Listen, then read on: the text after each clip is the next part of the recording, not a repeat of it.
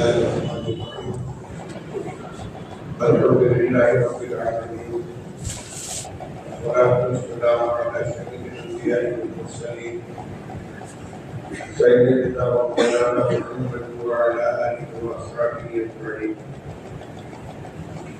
أما بعد فقد قال النبي صلى الله عليه وسلم الإيمان بضع وسبعون شعبة فأولها قول لا إله إلا الله وأدناها إمامة المتاع الدليل والحياء شعبة من الإيمان وكما قال رسول الله صلى الله عليه وسلم. محترم علماء کرام رضی اللہ عنہم عزیز اور بھائیوں، ابھی رمضان مبارک کا مقدس مہینہ گزرا ہے. ماہ مبارک کے روزوں تراویح تہجد تلاوت ذکر دعا وغیرہ سے ہم فارغ ہوئے. اللہ کا شکر ادا کرنا چاہیے کہ میری نماز کی توفیق عطا فرمائی. اللہ تعالیٰ اپنے فضل سے قبول فرمائے. رمضان کا مہینہ اسلام کی 4 بنیادی عبادتوں میں سے ایک عبادت کا مہینہ ہے. اس کے علاوہ نماز ہے، زکوٰۃ ہے، حج ہے، جہاد اور فرائض ہے. رسول اللہ صلی اللہ علیہ وسلم نے ارشاد فرمایا بنی الاسلام علی خمس، اسلام کی بنیاد 5 چیزوں پر ہے: کلمہ شہادت کا اقرار، نماز، روزہ، حج اور زکوٰۃ.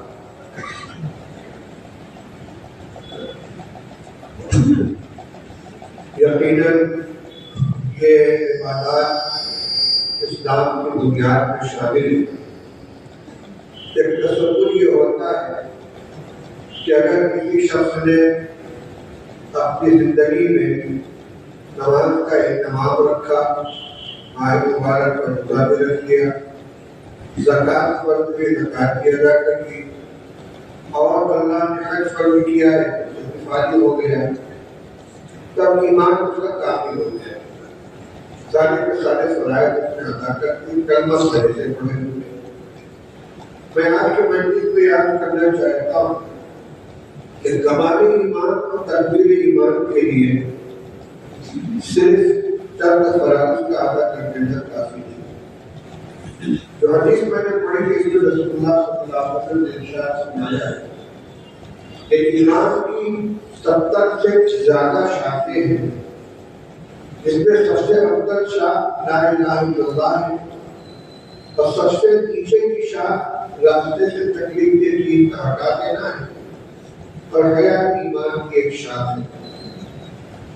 اس روایت میں ایمان کو ایک درخت سے تشبیہ کی گئی ہے جس کی بہت سی شاخیں ہیں.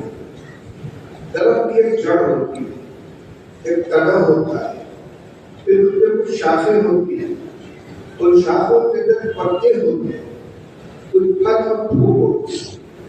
ایک کامل درخت کو کہلاتا ہے جس کی جڑ بھی ہو، تنا بھی ہو، شاخیں بھی ہو، اور وہ درخت پھل کو بار بناتا ہو. پھل والا درخت ہے تو پھل دے، پھول والا درخت تو پھول دے. یعنی اس درخت کے لگانے کا جو مقصد ہے، اس کا جو دفعہ ہے، وہ اسی وقت حاصل ہوگا جب وہ ساری چیزوں سے گزر جائے. اگر درخت ہے لیکن اس کے بعد وہ بار نہیں، پتے نہیں، پتھر میں سب جھڑ گئے، درخت تو کہلائے گا لیکن نامکمل. اس کے سائے میں بیٹھنے والے کسی کو سایہ نصیب نہیں ہوگا. اسی طرح اگر اس پہ پھل آنا بند ہو گیا تو وہ درخت بے نفع ہو گیا. اب وہ کاٹا جائے گا، عمارت میں اس کی لکڑی لگائی جائے گی، ایندھن بھی استعمال کیا جائے گا، لیکن درخت کا جو فائدہ اسے حاصل نہیں ہوگا. تو ایمان کی 70 سے زیادہ جو شاخیں ہیں، یہ شاخیں ایمان کو ثابت کرتی ہیں. اور ایمان کو تو نفع ہے کہ بندہ اللہ کو محبوب ہو جائے اور اللہ تعالیٰ اس ایمان کی برکت سے جنت سے اس کو داخل فرما دے اور آخرت کے نعمتوں سے نوازے. یہ کامل نفع اس وقت حاصل ہوگا جب ایمان کا یہ درخت تمام شاخوں سے گزر جائے۔ اب وہ شاخیں کیا ہیں؟ اس روایت کی تشریح میں محدثین نے کافی خراب کیا۔ فرماتے ہیں کہ ہم نے تلاش کیا قرآن پاک کے اندر ایمان والوں کی جتنی صفات کو بیان کیا گیا ہے سب کو جمع کیا، اور احادیث کے اندر جتنی صفات کو بیان کیا گیا ان سب کو جمع کیا، دونوں کو جوڑا تو ان کی تعداد 72 سے بہت زیادہ ہو گئی۔ پھر دونوں کو ملا کر مقررات کو حذف کر دیا، جو اس میں آئی تو اس میں بھی آئی، ان کو دو کی وجہ ایک اس کے شمار کی۔ اس طریقے سے اس کی تعداد 70 سے کچھ زیادہ بنتی ہے۔ اس موضوع پر محدثین نے مختلف کتابیں لکھی ہیں۔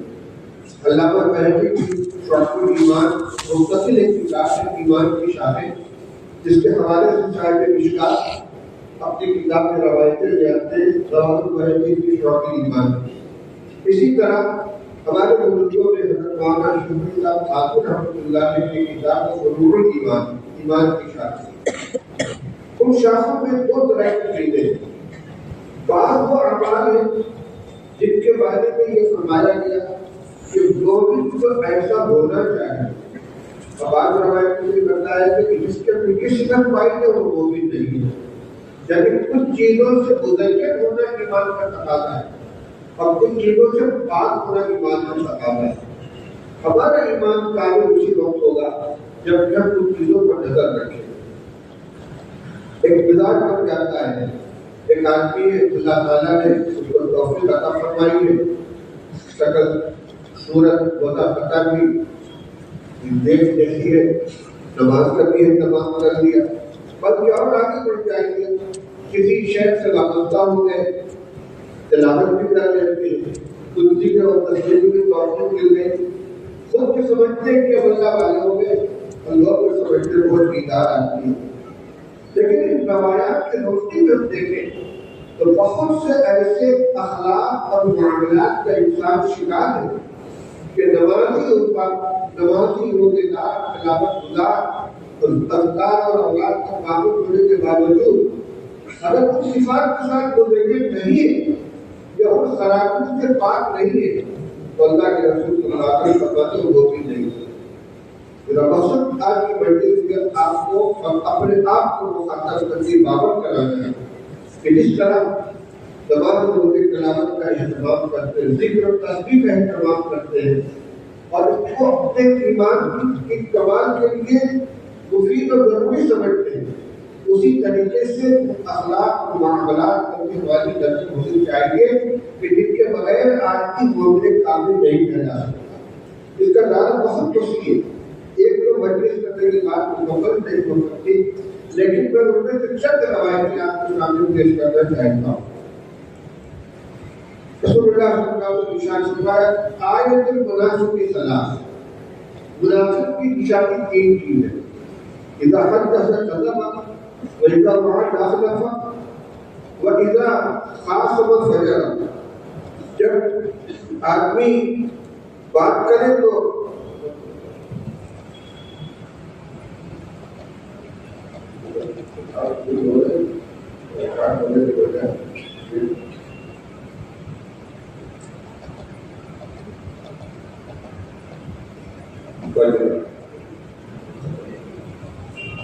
رسول اللہ صلی اللہ علیہ وسلم نے ارشاد فرمایا کہ منافق کی تین نشانی ہے، جب بات کرے تو جھوٹ بولے، جب وعدہ کرے تو وعدہ خلافی کرے، اور جب اس کے بعد جو امانت کی جائے تو امانت میں خیانت کرے۔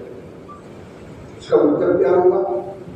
جھوٹ بولنے والا، وعدہ خلافی کرنے والا، امانت میں خیانت کرنے والا مومن کامل نہیں ہوگا، کیونکہ منافق ہے۔ ایک روایت ہے کہ رسول اللہ صلی اللہ علیہ وسلم سے پوچھا گیا ایکون المؤمن بخیلا قال نعم، ایکون المؤمن جوانا قال نعم، ایکون المؤمن کذوبا قال لا۔ پوچھا کہ یا رسول اللہ کیا مسلمان بزدل ہو سکتا ہے؟ فرمایا ہاں ہو سکتا ہے۔ پوچھا مسلمان بخیل ہو سکتا ہے؟ فرمایا ہو سکتا ہے۔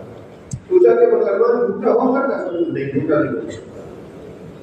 بخل اور بزدلی یہ ایک طبیعی چیز ہے، اس لیے کہ مال اور جان کی محبت انسان کی فطرت کے اندر، جان کی محبت کی وجہ سے بزدلی آتی ہے اور مال کی محبت کی وجہ سے بخل آتا ہے۔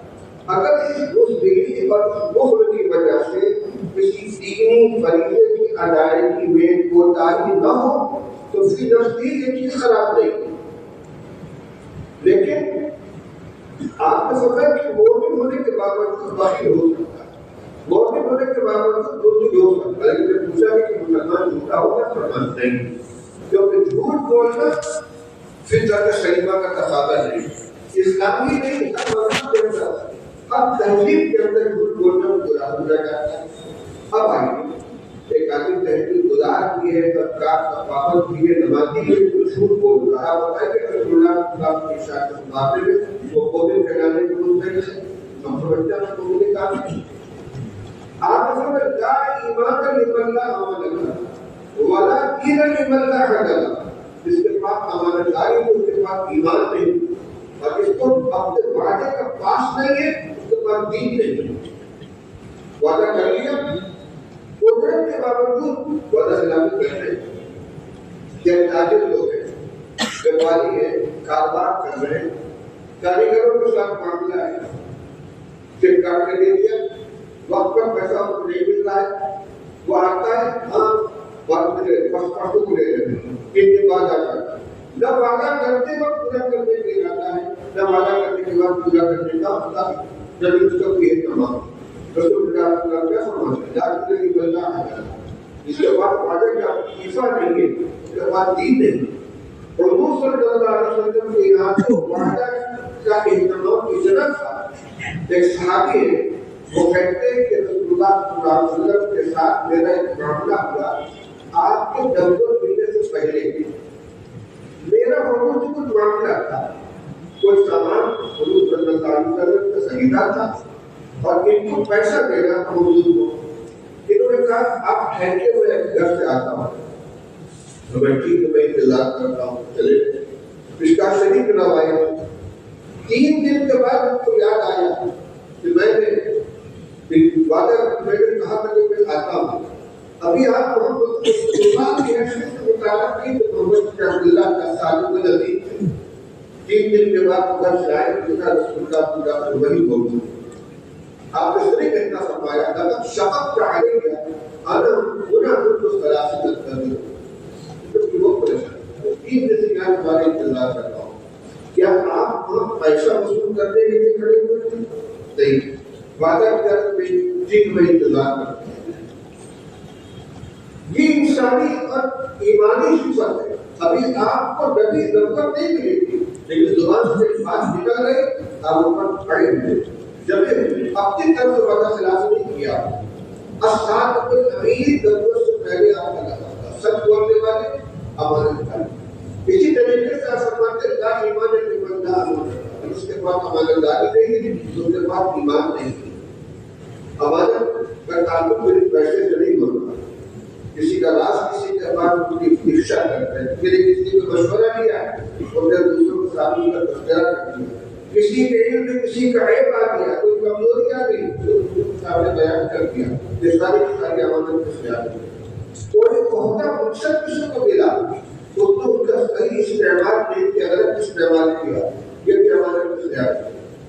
رسول اللہ صلی اللہ علیہ وسلم کسی نے پوچھا تھا کہ وقت ساعت قیامت کب آئے گی؟ آپ نے فرمایا اذا ضيعت الامانة فانتظر الساعة، جب امانت ضائع کی جائے تو قیامت کا انتظار کرو۔ اس نے پوچھا کہ امانت کے ضائع ہونے کا کیا مطلب ہے؟ فرمایا اذا وصل الامر الى غير اهله فانتظر الساعة، جب عہدہ نااہل کے حوالے کر دیا جائے تو قیامت کا انتظار کرو۔ تو جس کو عہدہ ملا ہے اگر وہ اس کا صحیح استعمال نہیں کرتا تو اسے خیانت کرنے والا۔ 3 باتیں میں نے بتائی، ان میں سے کوئی عبادت نہیں ہے۔ سچ بولنا، امانت داری برتنا، کسی طریقے سے وعدہ پورا کرنا، یہ ایمان کا تقاضا ہے۔ اگر اس میں ہم کچے ہیں تو لاکھ نمازی اور رسول اللہ صلی اللہ علیہ وسلم فرماتے ہیں کہ مومن کی صفت نہیں۔ اسی طرح آپ فرماتے المسلم من سلم المسلمون من لسانه ويده، مسلمان وہ ہے ہاتھ اور زبان سے دوسرے مسلمان محفوظ ہو، نہ اپنے قول سے کسی کو تکلیف پہنچائے، نہ اپنے فعل سے کسی کو تکلیف پہنچائے۔ اگر بہت بڑے دیندار ہیں لیکن زبان پہ تیز ہے، کسی کو کچھ کہہ دیتے ہیں، زبان سے تکلیف پہنچ جاتی ہے یا کسی عمل سے تکلیف پہنچ جاتی ہے، تو رسول اللہ صلی اللہ علیہ وسلم مسلمان نہیں۔ مسلمان کے لیے ضروری ہے کہ اس کے قول و فعل سے کسی مسلمان کو تکلیف نہ پہنچے۔ اور پھر دوسری روایت میں مسلمان کی بھی قید ہے، المؤمن من امن الناس بوارثه، اور مومن وہ ہے کہ جس کی رسائی کو اس تمام لوگ محفوظ ہیں۔ مسلمان کی بھی قید نہیں ہے۔ اسی طرح پڑوسی فرمایا واللہ لا یؤمن واللہ لا یؤمن واللہ لا یؤمن، 3 مرتبہ قسم کھا کر آپ فرماتے ہیں خدا کی قسم کو مومن نہیں، خدا کی قسم کو مومن نہیں۔ یہ لفظ یا رسول اللہ قال اللہ یعبد الدار بوارثه، مجھے کون کر رسول اللہ کس کے بارے میں فرما رہے ہیں؟ فرمایا جس کا پڑوسی اس کی ایذا سے محفوظ ہو۔ اور تو دیندار سمجھتا ہے اپنے کو، دنیا میں تو دیندار سمجھتی ہے، لیکن پڑوسی پر اگر تکلیف پہنچ جاتا ہے، سرکار 3 مرتبہ قسم کھا کر انکار کرتے ہیں کہ وہ مومن نہیں۔ ٹھیک ہے، تاکہ کر یہ جائے کہ مومن کافر نہیں ہے، لیکن ایمان کا نہیں فرما دیا۔ یہ تو علماء ایمان کو بچانے کے لیے تعمیلیں کرتے ہیں، ورنہ حدیث کے الفاظ بہت سخت ہیں۔ لا یؤمن احدکم حتی یحب لاخیہ ما یحب لنفسہ، مشہور روایت ہے۔ تو پھر کوئی مومن ہو نہیں سکتا جب تک کہ اپنے بھائی کے لیے وہ پسند نہ کرے جو اپنے لیے پسند کرتا ہے۔ خود غرضی اگر اپنے اندر پائی جاتی ہے، ہمیں اپنے بھلائی سے مقصد ہے، اپنے نفع سے مقصد ہے، اپنے بھائی کا بھلا نہیں چاہتے، آپ فرماتے مومن کا ڈالے کے ہاتھ ڈالتے۔ آپ فرماتے من کان یؤمن باللہ والیوم الآخر فلا یؤذی جارہ، من کان یؤمن باللہ والیوم الآخر فلیکرم ضیفہ، من کان یؤمن باللہ والیوم الآخر فلیقل خیرا او لیصمت، اور کما قال رسول اللہ صلی اللہ علیہ وسلم۔ فرمایا بے شک اللہ اور آخرت کے دن پر ایمان ہے، اس کو چاہیے کہ پڑوسی کو تکلیف نہ پہنچائے۔ جس شخص کا اللہ اور اس کے رسول پر اور آخرت کے دن پر ایمان ہے، اس کو چاہیے کہ اپنے ایمان کا اکرام کرے۔ اس کا اللہ اور آخرت کے دن پر ایمان ہے، بولے تو بھلی بات بولے ورنہ خاموش ہے۔ کہاں تک آ گئی بات؟ لا یعنی گفتگو کرتا ہے آدمی، بھلی بات نہیں بولتا، لا یعنی باتیں کرتا ہے۔ آپ فرماتے ہیں کہ مومن ہے تو وہ خاموش رہنا چاہیے۔ اس کا مطلب کیا ہے؟ اس کا مطلب فہم کیجیے کہ اگر کوئی اس سلسلے میں محتاج نہیں ہے، لا یعنی باتیں کرتا ہے، خاص طور سے ایسی باتیں جس سے کسی کو تکلیف پہنچے، تو لازمی بھی آتا ہے کہ ہمارا اس کے اوپر ہماری نظر ان چیزوں کو ہم سمجھتے ہیں کہ ہماری ایمان کے لیے بھی ضروری ہے۔ ایمان ہمارا کامل نہیں ہوگا جب تک کہ ان چیزوں کو خیال نہ کریں۔ ابھی آج ہمارے یہاں فجر کی نماز میں فضائل حج کے اندر روایت پڑھی گئی ہے، جس میں مضمون آیا ہے حج کی فضیلت کے سلسلے میں کہ جس شخص نے حج کیا، من حج ولم یلغ ولم یفسق رجع کی یوم بلدت وضوء، کہ جو شخص حج کرے اور کوئی بے حیائی کی بات نہ کرے، کوئی چیز میں مبتلا نہ ہو، ایسا لوٹ کر آتا ہے جس سے عجیب پیدا ہوتا ہے۔ اس حدیث کی تشریح کرتے ہوئے شیخ الحدیث رحمۃ اللہ علیہ نے بہت سی باتیں لکھی ہیں، اس میں یہ مضمون آیا ہے۔ حضرت عمر رضی اللہ عنہ کا واقعہ نقل کیا۔ حضرت عمر رضی اللہ تعالیٰ عنہ نے ایک شخص سے ایک صاحب کے بارے میں پوچھا کہ ان کے بارے میں تمہاری کیا رائے ہے؟ کہنے بہت اچھا ہے، اگر تم نے ان کے ساتھ کچھ سفر کیا ہے ایسے ہی کہ تمہارا ان کے ساتھ کوئی معاملہ پڑا ہے کبھی نہیں، تم ان کو نہیں جانتے۔ آدمی کھلتا ہے سفر کے اندر، رفیق سفر کے ساتھ کیسا معاملہ ہے، لین دین کے اندر کیسا شخص کا معاملہ ہے، وہاں کھلے گا کہ یہ کس درجے کا ملکی معاملہ ہے۔ صرف ظاہری اعمال کو دیکھ کر ہم ہوئے جو بیٹھتے ہیں، اس لیے ہمیں اخلاق اور معاملات پر بہت زیادہ توجہ کرنے کی ضرورت ہے۔ ٹھیک ہے، نفلی اعمال ہم نہیں کر پاتے، فرائض و واجبات سنت موقدہ کا اہتمام کرتے ہیں، لیکن گناہوں سے اپنے آپ کو بچاتے ہیں، کوئی معصیت نہیں کرتے، اور اخلاق اور معاملات کو درست رکھتے ہیں اللہ کا ولی ایسا ہوتا ہے. لیکن بہت تحقیق گزار ہے, بہت نفل ادا کرنے والا ہے, لیکن زبان سے اور عمل سے کسی کو تکلیف پہنچاتا ہے, اور اس کو تکلیف پہنچاتا ہے, معاملات کا تفصیل صفائی نہیں, اس کو ولی نہیں کہا جا سکتا. وہ اپنے اعمال کو پکڑا جائے. دیکھیے ہمیں بہت توجہ کے ساتھ اس کو دیکھنا چاہیے کہ ہمارے اعمال کیسے, ہمارے اخلاق کیسے, ہمارے معاملات دوسروں کے ساتھ ہمارا کیسا لین دین ہم کیسے. التاجر الصدوق الامين مع الانبياء والصديقين والشهداء يوم القيامه كما قال رسول الله صلى الله عليه وسلم. اللہ کے رسول صلی اللہ علیہ وسلم فرماتے ہیں جو تاجر سچا ہو, امانت دار ہو, قیامت کے دن وہ انبیاء و صدیقین و شہداء کے ساتھ ہو. اس وجہ پیچھے نہ کرے تجارت, لیکن تجارت کے ساتھ سچائی اور امانت داری نہیں.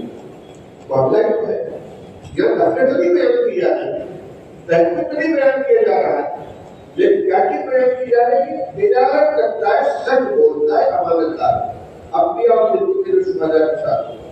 آپ فرماتے ہیں رحم اللہ رحم سبقت اذا باع سبقت اذا اشترى سبقت اذا اقتضى.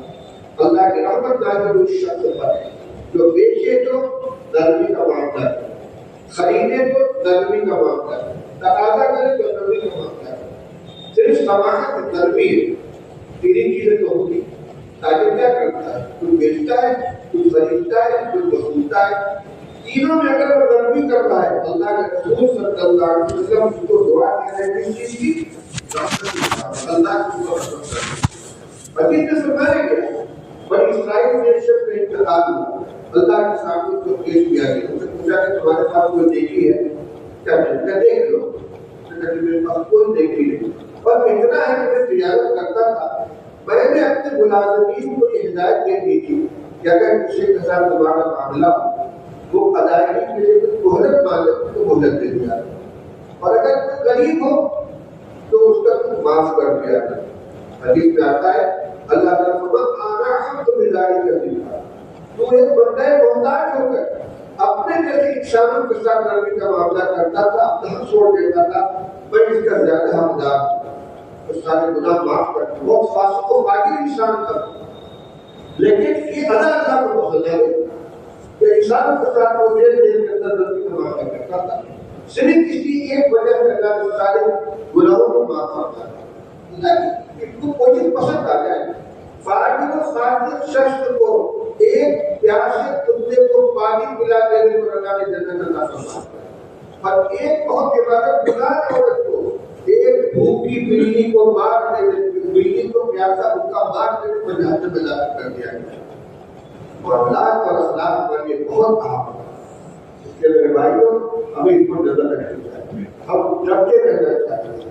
میں نے صرف نمونے کی طور پر چند روایتیں پیش کی, ورنہ ایمان کی 72 شاخیں بیان کی گئی ہیں. اگر سب کو لیا جائے تو مستقل کتابیں ہیں.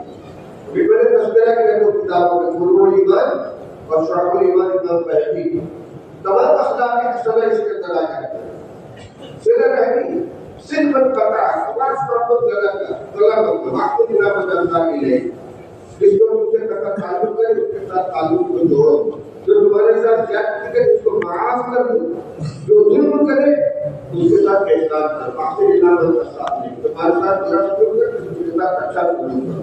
یہ ایمان کو تازہ کرنے والی ہے. ان چیزوں کا حکم کیا گیا ہے. حضور فرماتے ہیں کہ رحم اللہ تعالیٰ کے حق کو, اس کا مزہ نہیں کرتے جانتا, پکڑ کر کھڑا ہو گیا. اس نے کہا میں فریاد کرتا ہوں. اللہ تعالیٰ نے فرمایا کہ میں نے رحم کو اپنے نام رحمان سے نکالا ہے. رحمان کا مادہ رحم کا مادہ ایک. فرمایا کہ جو تجھ کو جوڑے گا میں اس کو جوڑوں گا, جو تجھ کو کاٹے گا میں اس کو اپنے رحموں سے کاٹ دوں. جو صلہ رحمی کرے گا اللہ اس کو اپنے رحمت سے جوڑے دے, جو قطع رحمی کرے گا اللہ اس کو اپنے رحمت سے کاٹ دے. کیا صلہ رحمی رشتے داروں کے ساتھ اچھا سلوک کرنا, اور یہ بھی بدلنے والا نہیں. آپ فرماتے نہیں فرماتے اس دن کو کافی. ایک نمبر بات سنو, الذی اذا كنت رحم وصلہ تو قال رسول اللہ صلی اللہ علیہ وسلم, اور بدلے میں صلہ رحمی کرنے والا اصل میں صلہ رحمی کرنے والا نہیں. صلح رحمی کرنے والا تو وہ ہے جب اس کے ساتھ تعلقات کو توڑا جائے تو تعلقات کو جوڑے.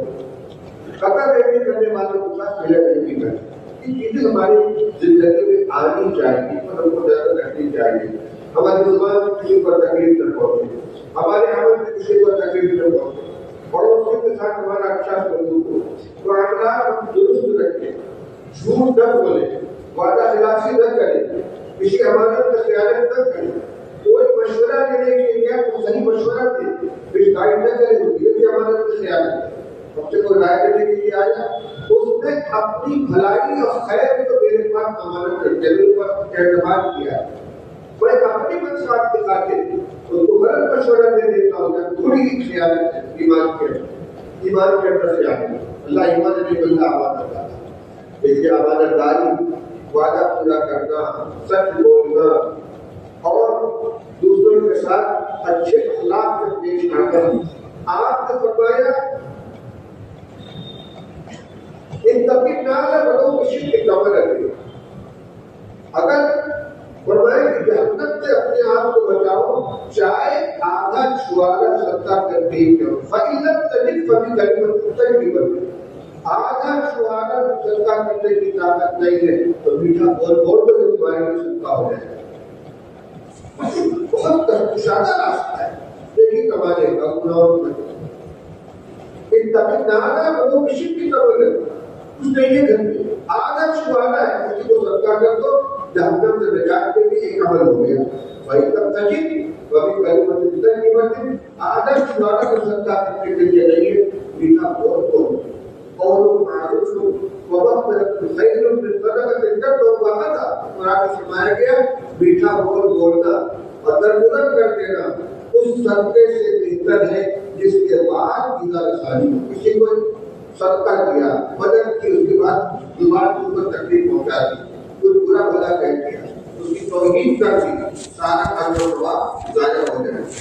اس کے مقابلے میں بہتر ہے بھائی سب کے پاس ہو جائے گی, آپ تو اللہ تمہاری مدد کر دعا کر کے جاؤ, خوش ہو جائے گا. ہمارا کچھ کر تو نہیں سکے لیکن ہمارے ساتھ نفرت کا معاملہ نہیں, یا توہین نہیں, اور دے بھی دیا, مدد بھی کر دی, اس کے بعد اس کی توہین کر دی. لا قرآن میں کیا فرمایا, لا تنظروا صدقاتکم بالمن والأذى. اپنے صدقات کو ایذا رسانی کے ذریعے اور احسان کے تعانی کے ذریعے بات کی مت کرو.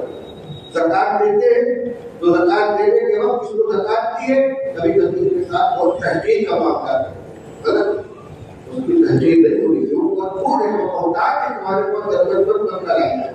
اللہ کا شکر ادا کرو کہ اللہ نے تم کو اس پوزیشن میں رکھا ہے کہ تم زکات دینے والے ہو. اللہ اس پر بھی قادر ہے کہ تم زکات دینے والا بنا. ہمارے حضرت محمود صاحب رضی اللہ عنہ بتاؤ بندی چھٹا میں بیٹھے ہوئے تھے, ایک صاحب آئے تو ڈاکٹر کا وہ ڈاکٹر کے پاس کو لے جا کر کیا انہوں نے حضرت کے صدری میں ہاتھ ڈالا اور کچھ رقم نکال کر روڈ پر دے دی, چلے گئے. بچیسی میں کسی نے کہا حضرت کی یہی عادت ہے کہ بزرگوں کے پاس جاتے ہیں, ٹوٹے ٹوٹے قصے سناتے ہیں اور پیسے وصول کرتے ہیں. حضرت فرما جانتا ہوں بیٹھ جاؤ. فرما پھر کیوں کیا؟ میں نے تو اس شکرانے میں دے دیا کہ اللہ کی پر قدرت تھی کہ اس بندے کو یہاں بیٹھا تھا اور میں اس کے پاس سائل بن کر رکھا. اللہ نے مجھ کو اس سے محفوظ رکھا ہے, اس کو دینے والا بنایا, اس کو لینے والا بنایا. اس نعمت پر اللہ کا شکر ادا کرنے کے لیے مجھے دے دیا ہے. اور ان کو بھی قدر کہاں کہاں ایک بندہ سنا تھا میں نے مولانا محمود صاحب پائلٹ کے سنا جب اللہ نے تو کو دور سے گئے ایک بیان میں ایک بات کہی تھی, دل کو لگ گئی. کہنے لگے کہ مسلمانوں جو عبادت جس جگہ ادا کی جاتی ہے وہ جگہ قابل احترام ہو جاتی ہے. زمانہ ہو کیا بتا, نماز کہاں پڑھتے ہیں؟ مسجد. مسجد کی عظمت کس وجہ سے؟ نماز پڑھنے سے. حج کہاں کرتے ہیں؟ فرمائے بنات مزدلفہ میں عرفات میں. وہ عرفات کا مہینہ جو 9 دن کا وہ بچے اکبر کی ادائیگی کا مقام ہے. آپ کو جاری مانگا ہے, اس نے کوئی حیثیت نہیں, لیکن حج کا ضرور ادا کیا جا رہا ہے تو اس وقت جس وقت سے مقدس جگہ ہے. اسی طریقے سے رمضان کی تقدیس کی بنا پر زکات کی ادائیگی کا محل کیا ہے؟ فقراء ہے کہ نہیں؟ فقراء زکات کی ادائیگی کا محل ہے. جیسے رمضان کا قابل احترام ہے, جب اس کو روزہ رکھنے کے لیے حکم دیا گیا ہے. نماز قابل مسجد قابل احترام ہے کیونکہ ہم یہاں فرض ادا کرتے ہیں. اور مشاعر بنا مزدلفہ عرفات قابل احترام ہے کیونکہ فرض حج ادا کیا جاتا ہے. صدقات للفقراء والمساکین والعاملین علیہ وسلم. یہ 7 مسائل بیان کیے گئے قرآن پاک کے اندر, سب قابل احترام ہے کیونکہ اگر یہ نہیں رہے تو زکات کس کو دے گے؟ اب ان کے اوپر زکات خرچ کرتے ہیں ایک فریضہ ادا ہوتا ہے. حدیث میں فرمایا گیا کہ اس وقت کے آنے سے پہلے صدقہ کر لو کہ تم جب صدقہ لے کر نکلو گے اس کے بعد لے جاؤ کہ مجھے ضرورت ہے کل جائے ہوتا تو میں نے اتنا 8% ہو. آج کی زکات لیے کھیلے گا, صدقہ لیے ملے گا, کوئی لینے والا نہیں ملے گا. اس لیے اگر کوئی غریب ہمارے پاس آیا ہے مسلمان ہے اس کی تحقیر ہمارے دل میں نہیں کرنا چاہیے. اگر احسان کرتا ہے اور یا پھر سے کرتا ہے کیا اس سے پہنچائیں اور اب کہتا ہے کہ اس زکات کو بننے والا تھا کہ زبان سے ایسے پہنچا کر یا احسان دکھا کر اپنے زکات کو باطل بن کرو. یہ میں نے کچھ نمونے پیش کیے ہیں آپ کے سامنے جن میں سے کوئی چیز فرائض و واجبات کی وجہ نہیں کہ نماز روزہ حج زکات سب غلط ہے اور سب کا تعلق ہمارے اخلاق و معاملات سے. ان پر ہماری نظر ہونی چاہیے تب ہم اللہ کے فکر میں مضبوط بنیں گے. ہمارے ساتھ اللہ کے رحمت آئے تو فرمایا گیا انتم العالم و انتم مومنین, تم ہی سربلند ہو تو بشرطے تم مومن ہو. تو مومن صرف کلمہ طیبہ پڑھ لینے اور چند فرائض ادا کرنے سے ہم مومن کامل نہیں بن گئے جب تک کہ ان چیزوں سے اپنے کو نہ بچائیں جس سے ایمان میں نقص آتا ہے اور ان چیزوں کا بیکر نہ بنے جس سے ایمان میں کمال کرنا ہوتا ہے. ابھی رمضان مبارک کا مہینہ گزرا ہے, اللہ نے توفیق عطا فرمائی تھی. عزم کریں گے انشاءاللہ اپنے نمازوں کا پورا اہتمام کریں گے, اپنے اخلاق کو درست رکھیں گے, اپنے اعمال کو درست رکھیں گے اور کوشش بھی کریں گے کہ اللہ کو راضی کرنے والے اعمال ہماری زندگی میں ہوں, اللہ کے رحمت کو متوجہ کرنے والے اعمال ہماری زندگی میں ہوں, اللہ کے ناراضگی والے اعمال ہماری زندگی میں نہ آئے. نسألہ موجبات رحمت وعزائم مغفرت, اب اللہ سے اس کی رحمت کے موجبات کو طلب کریں جو اللہ کی رحمت لانے والے اعمال ہیں اور ان چیزوں سے پناہ چاہے جو اللہ کو ناراض کرنے والے. وآخر دعوانا الحمدللہ رب العالمین.